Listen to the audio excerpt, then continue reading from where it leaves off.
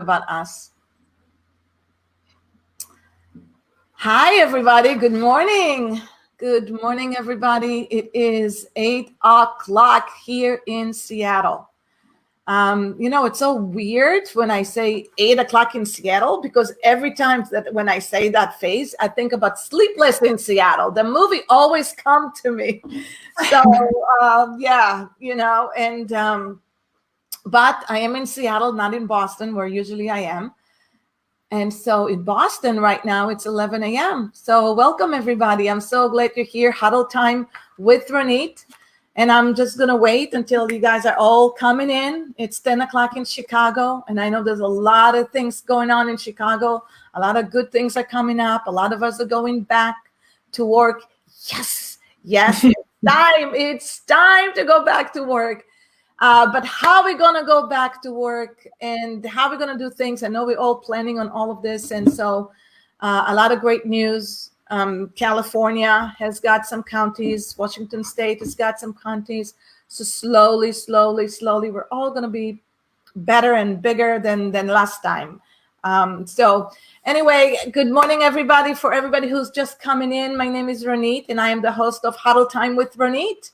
And I am the founder of Salon Cadence Academy, Salon Business and Career Coaching. My job here is to interview high achiever and highly successful people that share with us their tips, their knowledge, their successes, and share with us and their oops. They have a lot of oops. Trust me. You have oops when you grow, and how to develop your career, how to develop your career in the beauty industry, how to become really successful. So I'm talking to all of you who are here with me today. That is my job, is to interview those successful and high achiever people in our beauty industry. So together with the Cosmetologists of Chicago and America's Beauty Show, we are bringing you Huddle Time with Ronit, and we're keeping you up to date with what's going on. There's a lot of great events coming up. America's Beauty Show is going to be an amazing show in 2021. And we're building, and rumors, I can't say too much, but rumors saying that there's another couple events that are coming up. So stay tuned. There's so much blessing in this new norm that is going on. Hey, good morning, everybody. Hi. Say hello. So we're here again with great guests today, and I can't wait to share her with the world. But before, I'm going to do a couple of housekeeping. Our show is going to be always on Wednesday, on Friday, until the end of May. And then the end of May, we're going to move the show to June to be on Monday at 8 p.m. Eastern Standard Time. 8 p.m., guys.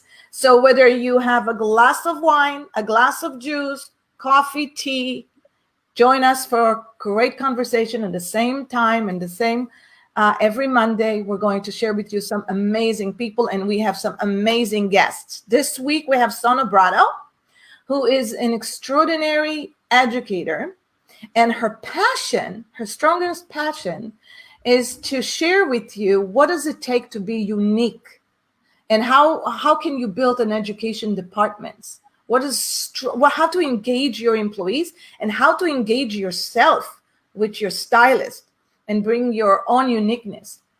So Sonia Brado is an amazing platform artist and educator. She's a salon owner, and she's been in the beauty industry for as long as I have been, which is just a couple of years, right? Yeah. Look, right? I would say 25 years. So I started at 22. So how is everybody doing? Show me your thumbs up. Today we have a very special guest. And before I even bring her in, which is in a couple more minutes, I want you to think about the words, the content, how we express ourselves. And if you had any questions regarding marketing, regarding what was that? If you had any questions, there was a little, if we're trying this new software, StreamYard, on podcasting. I wanna share a little story, but I'm gonna bring her in Zoé Springer, who is the digital content editor for Forest FM Forest Software. Hi, Zoé. How are you? Good morning. I'm great. How are you? I'm doing awesome. I want to speak a little bit about Zoé and how Zoé and I met. Zoé is a Salon Industry Award-winning writer, author of various ebook podcasts, and she's the co-host of Forest FM, who is an amazing podcast. And it started from zero, and it went to an amazing path, amazing trajectory, right? And she was going to let you guys all know what she has done in order to make it all happen. She's a speaker. I've seen Zoé in a conference, and I was just absolutely in love with her authenticity or her organic way of who she is. And what can I say? There's so much to learn about her. She wrote for Thrive Global, Thrive Sessions. She's been performing at Seattle Interactive, and she is actually has spoken in. You spoke in Seattle Interactive, correct? I did, yeah, in 2018, yeah. In 2018. So she's all about content, and she is the content. So without further ado, Zoé, welcome to the show, Huddle Time with Ronit. Thank you so much. Really appreciate it. I'm always excited for our chats together. Always really inspiring, candid. Love it. Thank you so much. You know, Zoé, one of the things that I started telling you this morning and share it with everybody is the one sentence that you told me in our last conversation that hopefully will actually reflect on today's conversation. And so the question was, how do you interview? Like what is a successful podcast? And what you said to me was completely touched my heart and made a huge difference in so many levels for me. You said to me that your job is to make the interviewer shine, make them look the best that they can be. So you really have to listen and ask questions that put them in the spotlight in their genius category. And that was so profound. So profound. So what does it mean? What does it mean? What does it mean in general to me? I don't know. Like I feel like the art of listening is very difficult for everyone. I don't think we are raised with the idea of listening to understand. We are mostly taught to listen to reply.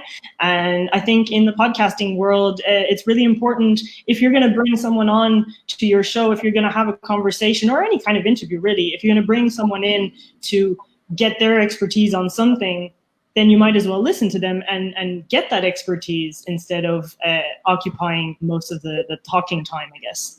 Yeah, and it's important. It's really, you need to listen really to what you're saying and how to lead the conversation. But we'll talk a lot about that really soon. Now, what led you to this profession? Because you really didn't start as a digital content creator, right? It was completely different than where you are today. Yeah. Absolutely. Very, very different. And just hearing you read about my credentials is always, it's mind-blowing to me. It's very flattering, by the way. Thank you for the introduction. I guess the main few things, like, I'm sure we're going to get into that, but I actually used to come from, I came from the sound recording industry. And I guess the things that have helped me grow into what I do now today is just the forever curiosity that I have in any kind of sphere of my life. I'm just this very curious person. No matter what the topic is, I just want to know more all the time. I'm also very observant, so I'll tend to have a look at what people are doing, how people are doing things, and try to learn and put into practice those kind of learnings. The other things, I guess, pushing myself outside of my comfort zone. done that more and more in the last couple of years, and I think it's risky, it's scary, but it pays off a lot of time. And the other two things really I think is just the mentorship part of any kind of career, and who you surround yourself with. And that one for me is really, really important. Finding people to mentor you isn't necessarily easy. It doesn't come easily to everyone. It certainly didn't anyways for me. I only started, interacting with mentors about 2 years ago. But surrounding myself with people who inspire me to do better every day and who have creative projects and who push themselves to do better every day, it's just kind of, you constantly want to do better because they're doing better. So it's great to have that entourage around you. And then attention to detail, being open to feedback. Really, I think it's the kind of combination. Yeah, no, and I think that's great at what you're saying. And we're going to talk a little bit about values a little bit later. But what struck me in our many of our conversations together is that you talked about, you talked a lot about values. Mm-hmm. And I ask you, when on your first job, is that how you got in? It's through values. And you paused, you thought about it, you were not so sure about it. And then you told me, well, you know what? I don't think so, but it was my second job, which led you to Forrest. So tell me, how did you land at this job? Because it's a dream job, right? I'm thinking to myself, isn't that everybody's dream? And maybe you can explain to everybody, what are your responsibility? Because they're huge. And so what led you to this beautiful job? Well, it started off actually quite in a sad way, I guess. I lost family members to a car accident, and I, at the time, was living in Montreal, didn't really know how to handle grief. It was the first time I had to deal with that with people that were very close to me, in terms of family, I'd say. So I had a really just hard time, and I'd never experienced that, and I was having a hard time coping. And this happened at the very start of 2015, and by mid-year 2016, I decided I was going to take a working holiday visa and give my resignation, I guess, to the sound studio I was working for 5 years at the time, and leave for a new experience and try to challenge me in a different way. And I guess I just really got lucky in a way with Forrest, because I was looking for a job. At the time, I was 3 months unemployed in Dublin. And for anyone who knows, who've been traveling to Dublin or London, it's not exactly cheap to live in those two cities. So I was kind of open to whatever was going to come my way. And I actually landed a contract at UPS at pretty much the same time I was interviewing at Forrest. And those were the two only companies who had reached back out to me. And I eventually took the contract at UPS because, and this is a fun fact, everyone in Forrest laughs about this, because I actually turned down Forrest in the middle of the interview rounds because I said, well, listen, I found this other contract. Given my situation, this is something I have to do, because in my mind, I was like, well, if I decline the contract and go through with Forrest, don't get through, then I'm back to square one. So, but yeah, and then for anyone who knows Chris Brennan of Forrest, at the time he was doing the hiring process, and he told me, no, I think you should come to the interview anyways. You were one of the top prospects, and so that's kind of how that happened. Yeah. Yeah. Well, that's sometimes you have that feeling your brain is telling you, I'm not so sure about. It kind of give you the fear, and you don't really know why you're fearing something. So that if you're fearing something, you're just going to have to go ahead and do it. And that's just going to move you over to the next. And thank God you did that, because then I wouldn't know you. So I'm glad you did that. I'm glad you saw that. Now, for anyone who is who's not knowing what Forrest is all about, I've known it's a CRM. It's a great CRM software for salons and spas, or booth renters, or individuals, barbershops. It's a phenomenal software. It's been in Europe for years. It's probably the main software used in Europe. And I would say what's so great about Forest, from what I've learned, is their culture, their values they're standing for. And I think that's what makes them so incredible. So when I think about Forest today, I don't think about CRM, right? I'm thinking about a brand. I'm thinking about a culture. I'm thinking about the people and what they're doing, what they're standing for. And that excites me always. So you got into it because of their values. So let's talk a little bit about values. Why values are so important in a choice of everything. And what values? I mean, because I'd love to talk a little bit about values. Yeah, sure. Well, I think values kind of guide how you are and who you interact and how you interact in the world, just in general. And then it obviously has a huge impact with how you're going to engage with your workplace.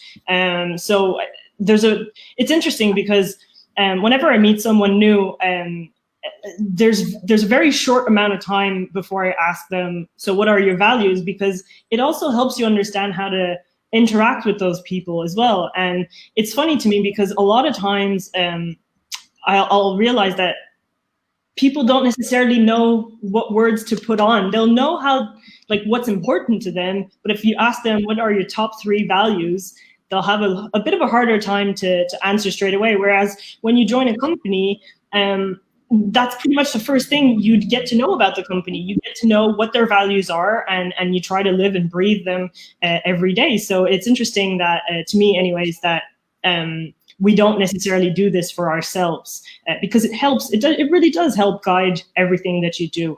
And if I can just kind of give you an insight into mine, it's personal growth, creativity, and being part of a culture, the contribution part of things, yeah.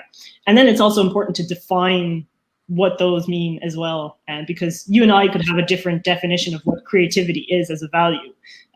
But yeah, so just to kind of...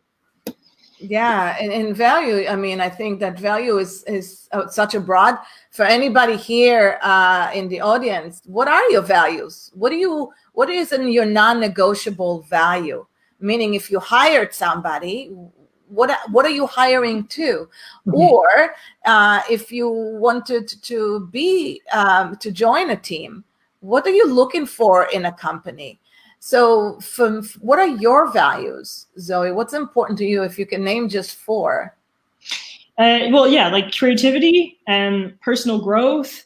And I mean creativity in the way of like thinking outside the box, thinking creatively, no matter what that is. If it's, through arts, that's fine. Or writing, that's usually what my outlet is. But yeah, thinking outside the box, thinking creative solutions to challenges, I guess. Then personal growth, or other people would call it growth mindset.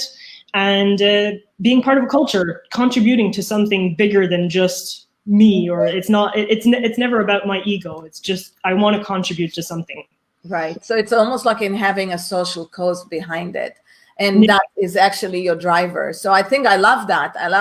What I love about the values is that the fact that you're not going and you're saying, okay, the usual values that you hear over there, accountability, loyalty, trust, honesty, all of that.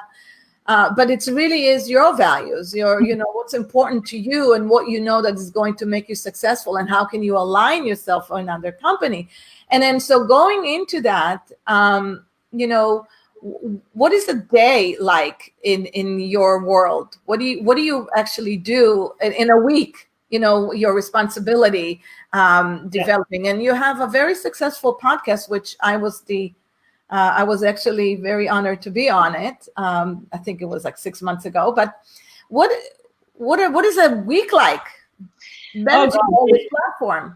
It definitely varies quite a bit, but I guess the main the three main pillars are, like you said, the podcast. So I'll, with Killian, my co-host, will record an episode, prep an episode, kind of get the episode back from the sound studio who edits it and approve the mix and all of that. And that happens on a weekly basis. And then for me, there's a lot of like blog writing, just developing relationships with people, experts within the industry, so that we can work together, create content, create value for people, and resources for people to access, really.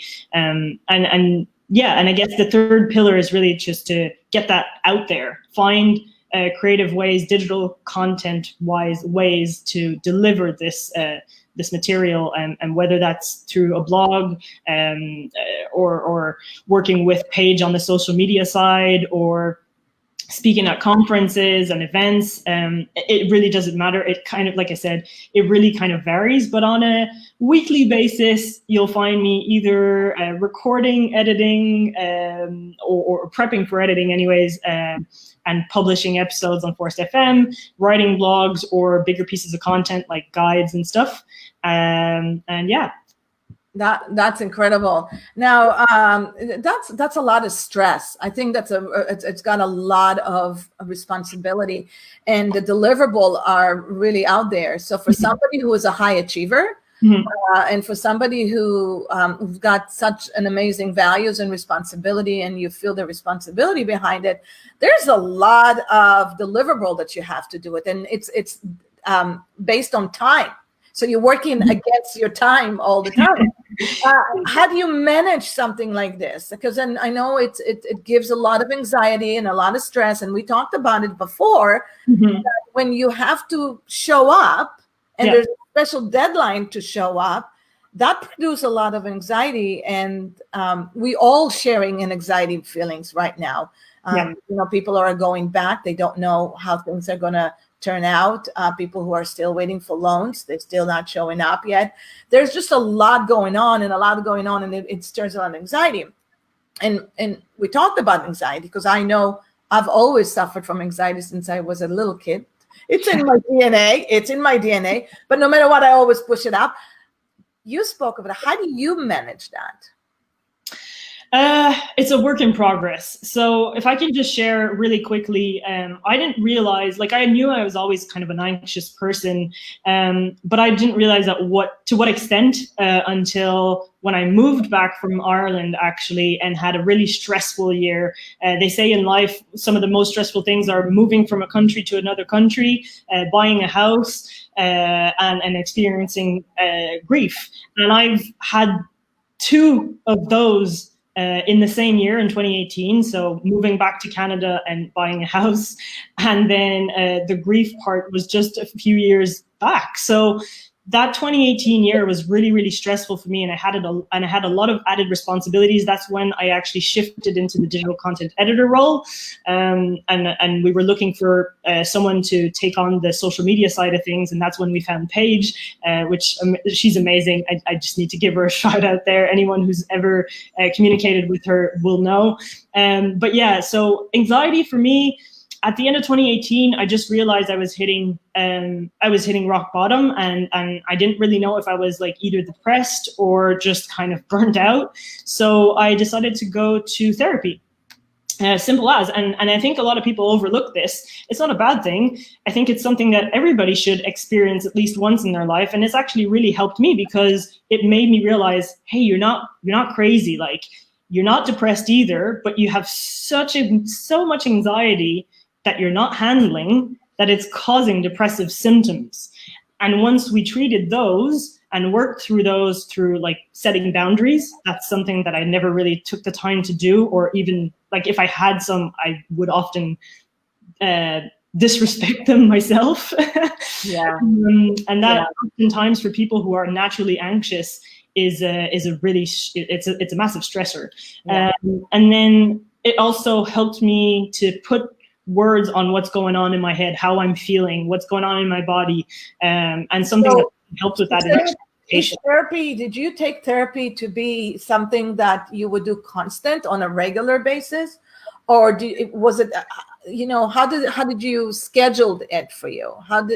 What do you think was very helpful for you? Was it like a once a week, a once a month? I mean, because we all could share this information, and I'm with you. I've interviewed many people on when it comes to anxiety, and it's everybody use a different methodology of therapy. Yeah. So for myself, I went through a college program that they have. So instead of seeing like a professional accredited psychologist, you see the students that are in their last year. It's their last kind of, I guess, school experience that they're graded on, and they're supervised by professionals. And everything there is done in 15 weeks. So I would see that therapist once a week for 15 weeks. And then what I've been doing is just, I like time to reflect and think about things and try to apply learning. So this would happen throughout their school semester. So from say September, October to early April. And then I would take the summer off to kind of try and reflect, apply what I've learned through therapy, and come back again in September for another 15 weeks every week. And yeah. So you would do the work. So it's not just going and sitting down and like, the picture of sitting down in front of a couch, but it's actually applying and doing the work. Yeah. Definitely. Yeah. And I've joined that to a meditation practice, which really helps as well understand, take the time to really understand what's going on through your body. Anxiety also creates a lot of tension, like physical tension. So that really helps as well, for myself anyways. I know it's not for everyone, but meditation for me is a godsend. Well, I'm totally with you on that. I feel like meditation has been my best friend for the past 10 years. Now, what do you do to meditate? I use, and this is not like, I'm not sponsored or anything at all. I've just found my match in terms of an app, and it's called Balance. They have personalized meditations. So you log on, you explain, I guess, to the app how comfortable you are and how used to you are to meditate, and you share facts and stuff with the app after every second or third meditation or so, and it adapts the meditation practice to you and to your I suppose comfort zone with it. Got it. Okay. So do you have a morning routine? So when I speak and I interview a lot of successful high achievers, that go through different stages of their life, it doesn't mean that we don't go through downs and ups. And you spoke of the grief time, and it's exactly where we are right now. Yeah. There's 5 stages of grief, and it takes 7 to 12 weeks to go through the first 2 stages. And then when you come to the 3rd stage, you're in a pause. You're like in a hold. Yeah. You're just analyzing, and that's when it becomes to be your 4th choice. Am I going back up, or am I going further down? Yeah. So in what do you do as a morning routine for yourself? Yeah. So I have a bit of a love and hate relationship with routines in general. I love the comfort of knowing that I have a routine, but I get bored with them really quickly. So I know it's contradictory, but listen. But it's so true. But it's real life, I mean, it's like you have a structure, and you need a structure. And then, oh my God, you're like, I'm all set with that. I just need to do something a whole different. Exactly. So I like to swap things in and out of my morning routines. I have various kind of things that I do. Most days for the last 2 years anyways, I'll wake up around 6 in the morning. My colleagues out in Dublin can attest to that. They hate when I respond on Slack early in the morning, or they tell me to go to bed. I'll meditate first thing in the morning, usually. And then that's where kind of things differ. So I'll either do yoga, some body weight home workout, or just recently, about 2 weeks ago, because it's so nice outside, I've been doing morning cycles and discovered that I really, really enjoy those. So I'll decide depending on the morning, how I feel, how my body feels, I'll decide what I want to do in terms of like activity. And then if I can, if my brain isn't too tired that day, I'll try to read a chapter of a business book. And then I just kind of, once all of that is done, it brings me to around, I suppose, 8:30, depending. And I'll just put on some of my favorite tracks, music tracks of the moment, have some breakfast, first cup of coffee, and then start my day. Say hello to all of my colleagues on Slack. Yeah. I love that. I often think that speaking to my past self, right? My 20 years or 25 years old, if I could tell her then one important thing, this is what I would tell her. I would tell her, create your day, your day, and find the job that is going to fulfill the day for you. So basically, if your values are to self-improve from 5 o'clock in the morning till 9 o'clock at night, whether you have children, I find that if knowing what I know today about success, if I looked back, I would say to myself, align your work life, because you're going to spend at least 10 hours during the day with work, that actually allows you to do the things that makes you the best. Do you agree with that? Yeah, I mean, your head, everything that you do for yourself that you like is gonna put you in the right mindset or headspace to do what you need to do for your work. And if you are passionate about what you are doing in terms of work and career, then you want to be at the top of your game. So you're gonna try to make those things work, and also have that time for you to either just grow or relax or whatever it is that makes you feel happy, grounded. Yeah. And so what do you do for fun? I know you work many hours, and I know you take care of yourself. But what do you do for fun? For fun, well, cycle is actually one of the things I really do like for fun, even. But I always with my group of friends, we're very close, and usually every week we'll have some sort of a dinner together. So it's kind of like a family dinner, but with friends. And that's definitely one big part of how I kind of go about my life. And then it's not often that I can do this. Hopefully in the future it will. But sailing is something I absolutely love. About that, yeah. Yeah, and hiking as well. Those are like the sailing part I've known for a while. Hiking, I didn't really know until about a year and a half ago that it kind of brought me the same feelings as sailing. There's something about being so small and pushing yourself to the limit and respecting nature and the forces of nature that makes it really, really interesting for me and really appealing, calming as well. Yeah, and I find it that those things can change over the years too. Like, I never was into hiking, and now that we are in the Pacific Northwest, that's all we do, and that's pretty amazing how much fun it is. We both travel to the same trails, which I thought that was funny. So let's talk a little bit about social media. Let's talk a little bit about content. Let's talk about what does it take to develop. And the first question that comes to my mind, because I was reading your article on Thrive about, and it was really curious about it. You spoke of hashtags strategy. Yeah. And what you said is what comes into your mind as the conversation piece should be your hashtag. And I never even looked at it that way. So yes, I thought that hashtag is everything to find out. I mean, there was no thought behind it. I just, well, what is a successful hashtag strategy? I guess it really depends on what you're trying to achieve. But a lot of times what I think, the way people look at hashtags, I think, is a way to reach people, to get the content out there and to reach as many people as possible within the realm of who they want to target.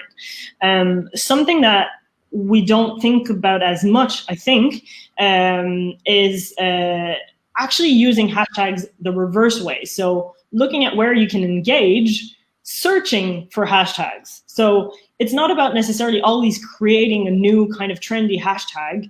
If you're doing branded activities such as campaigns, or even just for your show, Huddle Time with Ronit, that's perfect. You need something short, you need something snappy, easy to remember, easy to spell correctly. And I have a fun story about this one.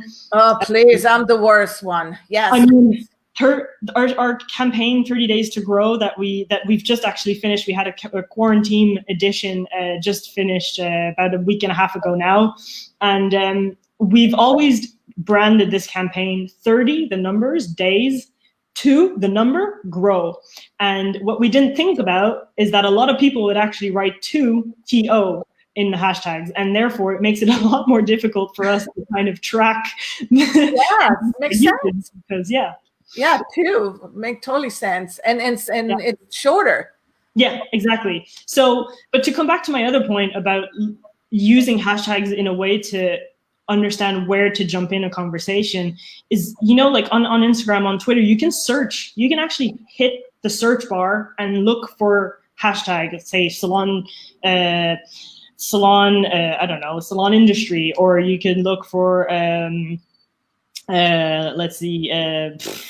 salon professionals, or whatever it is, and then depending on what you want to engage with in terms of like the conversation you're trying to get into, you can look for those hashtags and look for the posts that are tagged that, and then naturally, organically engage, comment. That's what creates a conversation at the end of the day. Like, the hashtags are made for discovery. We often think about them as only a tool for reach, but they can also help you discover where to engage with people and develop that relationship. So what do you mean? So you mean so you find the hashtag that you do search, mm-hmm. and then, so when you actually post something, your thought post, and you use those hashtags. And then what do you mean? You just click on that, and then you go to whoever started the thread, and you comment on their post? Is that, do you engaging with them? I guess like there's kind of two parts. There's the posting part where that's where like you'll have hashtags related to what conversation, like how people are going to search for your post. So let's say if you're writing 30 Days to Grow as one of the hashtags when you're posting, you're hoping to see more, like when you click on that, when you search for just the hashtag 30 Days to Grow, then you'll be able to see what other people are using that hashtag for. So there's the part of like posting and using relevant hashtags, not just the ones that have say 5 million tags for them, because it actually really is, it gets really hard to get discovered when they're like used to that extent. But then there's also the part of just, let's say, I don't know, you're working on some project, a new podcast show or whatever it is, and you want to see, well, is there anything out there? Are people talking about this already? Then you can look, say, on Twitter, on Instagram for that kind of hashtag. So maybe it's like retail sales or salon retail or whatever, and see what people are talking about. Yeah. And if it's something interesting in there that you want to engage with, that's one way of creating engagement that people often forget about, because then you are doing the discovery, essentially. Right. That's so good. That's such a good view. So you're actually looking for a conversation, and to start a dialogue on that. And if you limit your hashtags and you just don't put millions of hashtags, then you can more focus into certain conversations. Yeah. And anyways, now this changes like very, very often, like anything else on social media, but usually they recommend no more than kind of 13 hashtags anyways. So you kind of want to be specific. You'll have a few generic ones to reach a greater audience, but then you'll have like some that are actually specific to what you're really focusing on. Okay, so basically what you're saying is like really be thinking about your ideal client. So if you're looking to specialize in blondes, let's start a conversation about blondes and talk to that blonde. Are you, in the hashtag, you can do something like blondes is everything, or sunny highlights, hashtag sunny highlights something, right? Is that so specifically for blondes, and that's how you're going to really attract your ideal client. Is that correct? Yes, in terms of content, if you're trying, it really depends on your goal. That's the thing. If you're trying to attract clients and get bums on seat, then you want, like, those kind of hashtags can be a bit too generic. You're not necessarily going to target people just within your area. And someone who's, you know, complete opposite, like on the east side, east coast, and you're on the west coast, they're not going to come to see you just because you're a blonde specialist. They probably have someone they go to already on the east coast.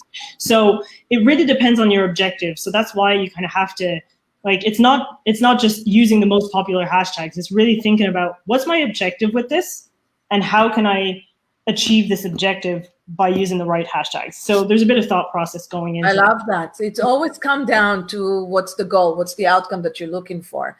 Now, that basically goes the same when building a podcast.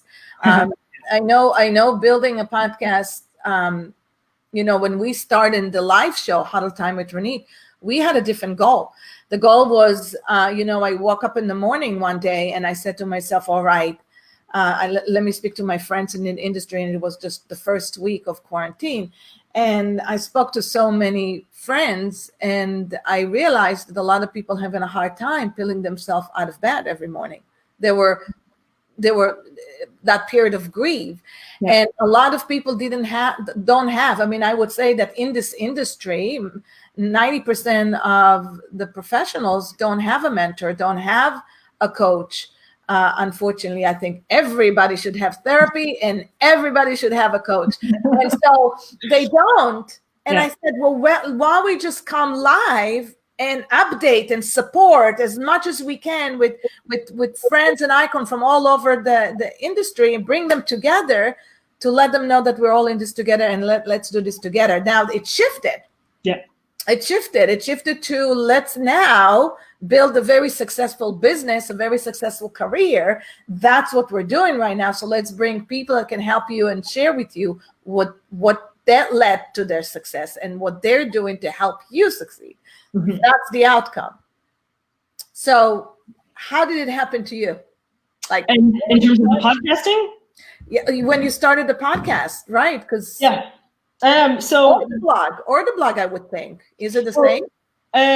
Well, the blog I kind of picked up, so I wouldn't know exactly about the start of the blog. That was years before me. But the podcast was actually something that myself and Killian put together from scratch. We didn't really know. We had done a bit of research, obviously, and we're looking for, like, is there anything like that exists within the industry? And we could see there was a few, but there was none that were, I guess, hosted and owned by a salon software company. And we thought, well, I think we can bring a different value proposition with this show, and let's see if it works, you know. And we didn't really. At the time, Killian and I were the most introverted people. We're still very introverted, but we actually managed to now overcome this when it comes to, you know, podcasting recordings or even Facebook Lives like today. But at the time, we both had the same idea, 6 months in the difference, because we were hired about that time, 6 months in the difference. And when we shared that idea with our managers, they said, yeah, sure, go for it, try it if you want, but you're going to host it. If you're going to try this idea, you two are hosting it. And we just looked at each other being like, oh my God, it's so out of our comfort zone. This is not what we had in mind. And so we kind of had to take a step back and just really analyze how we were going to make this work, and why we were going to try it. What was our goal with this? And that's what I think people tend to forget when they start a podcast. Well, first of all, it takes so much time to get it off the ground. And a lot of people kind of, and it's normal. You get excited. It's a new thing. You start a new project. You're super excited. A lot of people will jump in straight away with buying really expensive gear. Audio gear is not cheap. And then expect results within the first, say, 30, 60 days. And it's just not a reality with podcasting. It takes a lot of time to build an audience. But once your audience is there, it's one of the most engaged audiences I've personally ever seen. Like, it's amazing, because regardless if you know the person or not, because you're listening to them in your ears and doing things like taking a walk when you listen to it or commuting, you get the impression that you know the person, and you get the impression that they're almost like your friends. And this is something that we've kind of realized over time. But I guess the first question, if you're thinking about starting a podcast, is why? Why would you start one? What's your goal with it? And personally, I vouch for being helpful, fun, educational.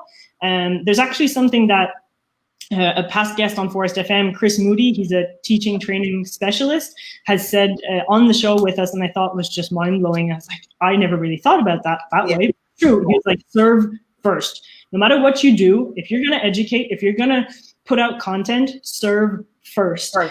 And it was just like, of course, it totally makes sense, you know? And there was actually this other guy, Michael Brenner, who said, you don't have to present something unique. You need to be uniquely helpful. And I thought that was also very much aligned with. What does it mean? What does it mean? I mean, can you explain more of that? Well, I mean, you don't have to present something unique. You don't need to come up with the biggest, I guess, idea or like something that no one's ever done before. Yeah. But if you can be uniquely helpful to the audience you're about to serve, I mean, that's your job done. Yeah. So after you figure out your why, you need to kind of think about, well, is podcasting the right channel to do this on? Because it might be for you, but it might also not. Podcasting takes a lot of time.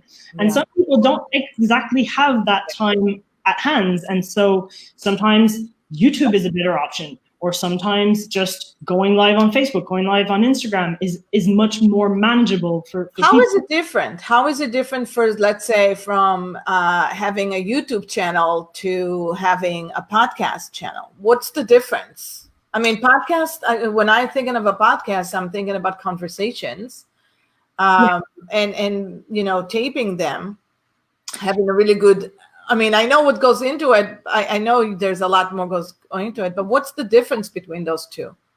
Well, to me, because it's more often than not, and I'm not saying that there isn't any audio and video podcasts that exist, there are many, but a lot of time when people think podcast, it's literally just audio. So you need to make sure that your audio is on point, that your conversation is fluid, it's not too long, it's not too short, it's informative enough. Because it's just one, it's only triggering one sense, I guess. It really has to be 100% on point. With video, you often have the support you have the support of the fact that, you know, you can engage with how people are reacting, and it's not just about the talking, it's also about what you're showing, the video content that you're showing. A lot of people, if like say, if you're about to teach techniques of how to cut or how to do some sort of treatment, it might be actually harder to explain it with just audio. Maybe YouTube is a better option for you. It really depends on, like, evaluate your needs and what you're trying to achieve. Once again, it always comes back to that with content. Yes. And then for podcasting, just in general, the other kind of questions that you really need to think about it before even, in my opinion, before even jumping into it, is just who do you plan on having on? Who will co-host or host? Is it going to be you? Should it be you? And maybe do you have someone else working with you who's just a natural kind of engaging person and maybe better suited for being the face of that show? Who will you get in your show? Who's going to do the editing? Who's going to do the planning, writing questions? And then also, are you going to just do solo? Is it going to be interview based, or are you going to talk through things? Are you going to add a soundscape to it, or is it just going to be on silence? How long are your episodes going to last?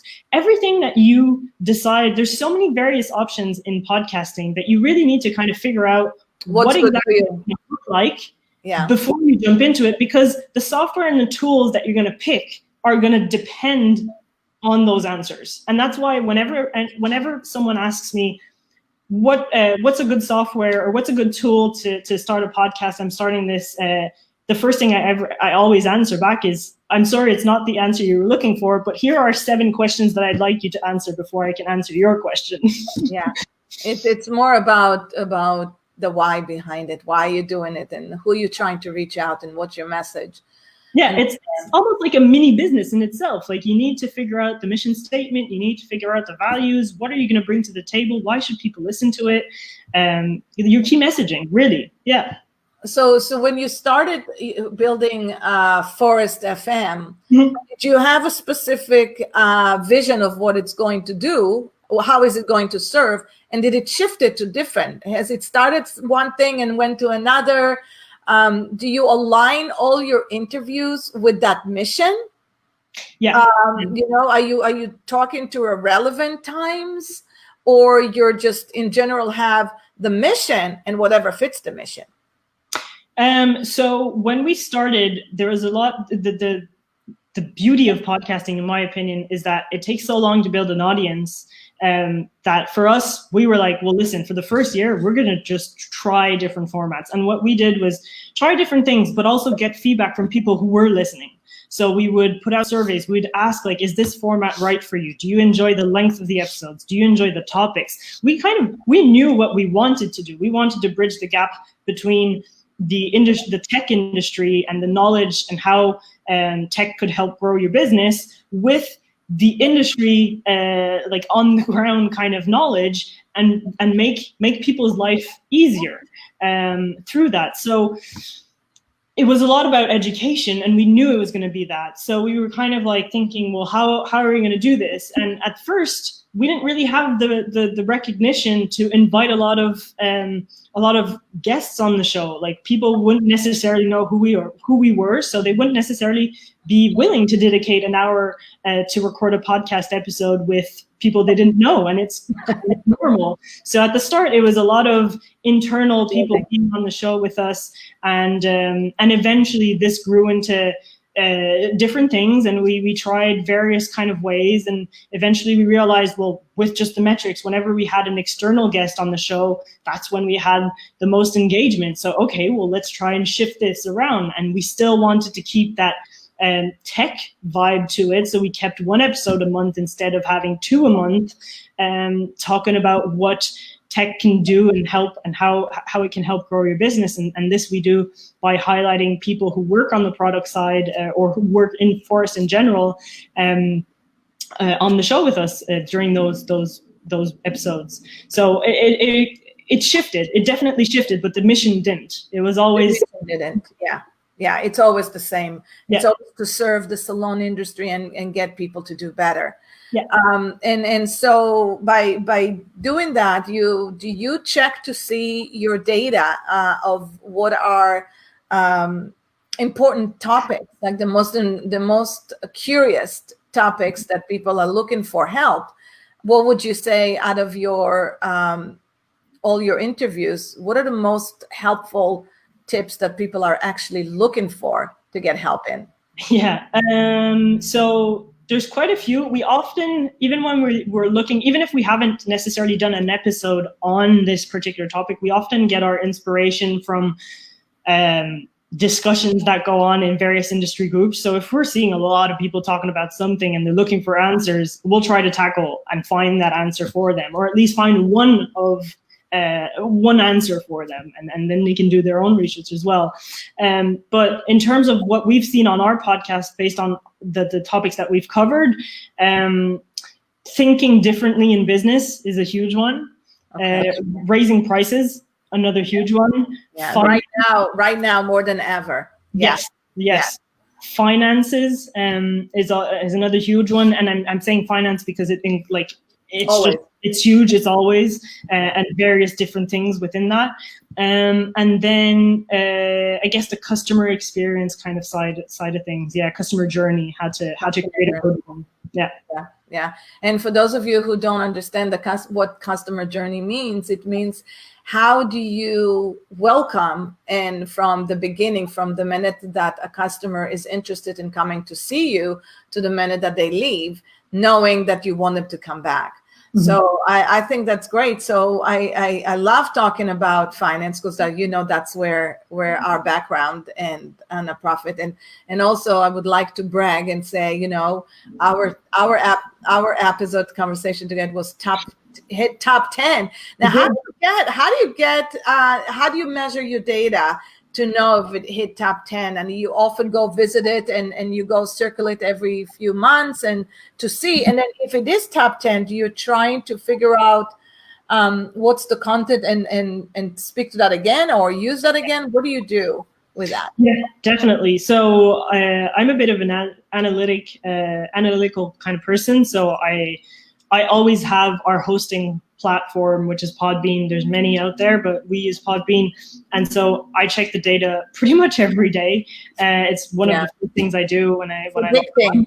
Yeah. Numbers are addicting. Yeah, and it helps you guide the various conversations. So like, for instance, there's another, like for instance, we've done episodes based on what we were seeing happening just right now with the COVID-19 situation and the anxiety related to it. We were like, okay, well, let's stop what we were usually doing and try to tackle topics that people want to hear about now. And so we would look through the list of downloads because there's different ways of calculating your numbers within podcasting, but the most crucial number is downloads, and I suppose the first 7 days of once the episode is aired, first 30 days, and first 60 days. Wow. And so, yeah, so we've kind of looked at, right, well, what's trending in terms of all-time downloads on our podcast? Is there anything right now that people are talking about, such as finance, for instance, or such as mental health? So we'll kind of base our future episodes during this whole crisis, and this is like something that we've done specifically for this period, where we're trying to tackle all the things that people are looking for answers right now, so that we make sure that are relevant, that our content and our conversations are relevant to what's going on in the world right now. Because again, we're trying to be helpful. So absolutely. And Forrest has always done this for the community. I know when you choose your interviews right now, you're picking up something that really is very relevant, and you give as much as information as you can in that hour that you have. Now, so in order to, let's talk about mental health. That's a big subject right now. Yeah. And maybe we'll just finish on that as well, because you believe it or not, we're already looking at 8:56. It always happens, we can be there forever. But mental health is such a huge topic right now. And it's topic because it's relevant. It's relevant because we were talking about anxiety. We're talking about all of that. What are the greatest tips that you have heard and listened to in interviews that you think is a big help right now for our industry? Setting boundaries, definitely right now, super important, especially when you're looking at people going back into business. You're going to have a lot of people who are going to look for appointments. You're going to have pressure from people to just open 7 days a week and so many hours a day. And if that's not something that you can do because you have limitations based on just your staff and how much you can actually allow, then don't do it. Like, you need to define your non-negotiables. So that's one big one that touches upon mental health, defining your boundaries, learning how to respect them, and learning how to communicate them. Because there's an episode on this that we did with Don Bradley about 4 weeks ago, I want to say. Yeah, it was a powerful episode. Yeah, and it was like, well, setting healthy boundaries in business is not about showing someone a closed door. It's about bringing someone to a door that's open. Essentially, you're shifting them to something else, and I thought that was really brilliant. Something else that we've talked about on the show, and we're seeing, like, we've tried to kind of share again during this time, is the nutrition part of kind of it really how well you take care of your body and your mind takes a massive hit on has a massive impact essentially on how you're going to be present, and stress, your stress levels and all of that. And I guess the other one is just figuring out as well. There's an episode with James Parnell that we did a while back now, but it was about understanding what is your type of productivity. Some people are really productive if they wake up at 4 a.m. and do all the bits that they need to do between 4 and 6, and then their day starts. Absolutely. And some people have a different kind of. So it just depends, like nutrition, how you function better, what times of the day you function best, and planning and organizing your day around that, and maximizing your energy essentially. Wow, that is it right here. That is the vocal point, because it really is important to, like you said, to set your boundaries. You know, how many hours do you actually want to work? And do you need to work more these hours? And then how much time are you going to allocate for services? And think about that, just being intentional about that. Yeah. And do your morning routines, or maybe do your evening routines, right? So I think that is so profound. I love that we're touching on it right now, because if anybody here can hear us and think about it, and I think I said it in the middle of our conversation, is if I can speak to Ronit 20 years ago, 25 years ago, when I started this career, I would say, it is about setting boundaries. It is about, why do I need to work 5 days a week? Do I really want to work 5 days a week? And if so, how many hours do I want to work? And right now, what do I need to do in order to keep my staff safe and keep myself safe, my family safe, right? Absolutely. Yeah, no, absolutely. And shameful plug, but if anyone's looking for kind of answers and advice, we actually have an information page and loads of resources that you can use straight away at force.com/C19. I'm actually currently, you were asking what's my day to day. I'm currently writing a guide on this, and my colleagues are collaborating on it. So this should be out relatively soon. Awesome. And where are we going to find that? All of it is on Force. All of it is on force.com/C19. Then you'll be able to access the download page. You fill out your details. It's free. Again, we just want to be helpful. We want to help the industry get back on its feet and get back into business. Yeah, and you guys are the master of it. I feel like you guys always are intentional about the values, and those are the values you stand for. I think you do your once a year conference in Dublin, which everybody always wants to go to. It sells out so quickly, but there's just such a great information. So I'm looking forward, hopefully having a Dublin visit in 2021 this year. So yeah, more to come. I actually am not part of that team, so I can't say anything about that. But I don't hear about it. I have the insider knowledge myself. So, but what I can say is that in the meantime, please feel free to also subscribe to Force FM. We're available on all platforms: Spotify, Apple Podcasts, wherever you get your podcast, essentially. And if you have anything that is on your mind and you'd like us to cover, and we're more than happy to see how we can make that happen. So feel free to DM me as well on Instagram, or DM the Facebook DM the Facebook page, or the Forest on any kind of social media platforms, really. So yeah, we'll make sure to make that happen. Well, Zoe, this was such an amazing conversation. I always have the best conversation with you. I learned so much from you, and thank you so much for spending the time with me again here and with everybody else. And then everybody, will see you Friday. Sona Brado is going to be here, and she's going to be talking about how to build education system right now in times where we are right now, how to inspire with more hair. So I'll see you. Yeah, I'll see you then. Yeah, I know. She's unbelievable. She's so great. And she's so unique in the sense of bringing the art from within you. And I love that. So you guys, will see you on Friday. I can't wait to see you. Have a fantastic week and see you soon. Thank you so much for having me. It was a pleasure. Thank you, Zoe. I can't wait to have more conversations. Absolutely. So